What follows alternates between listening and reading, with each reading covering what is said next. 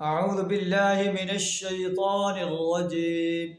بسم الله الرحمن الرحيم. ولو يؤاخذ الله الناس بظلمهم ما ترك عليها من دابة ولكن يؤخرهم إلى أجل مسمى فإذا جاء أجلهم لا يستأخرون ساعة ولا يستقدمون. صدق اللہ العظیم.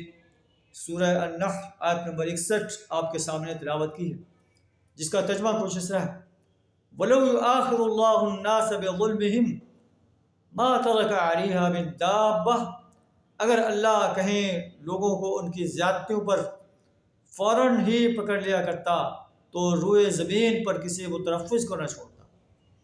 وَلَٰكِن يُؤَخِّرُهُمْ إِلَىٰ أَجَلٍ مُّسَمًّى، لیکن اللہ ہر ایک کو ایک وقت مقرر تک کے لیے مہلت دیتا ہے. جب وہ وقت آ جاتا ہے لا يستأخرون ساعة ولا يستقدمون، پھر ایک لمحے کی، ایک گھڑی کی تقدیم و تاخیر نہیں ہوتی.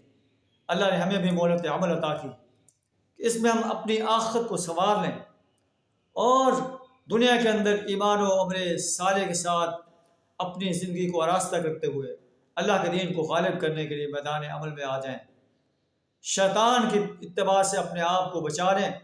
اگر ہم نے اپنی اس مہلت عمل کو ضائع کر دیا اور دنیا کے لہو و لعب میں مصروف رہ گئے تو پھر جب موت کا وقت آئے گا اس میں ہمیں پچھتانے کے سوا کچھ نہیں ملے گا.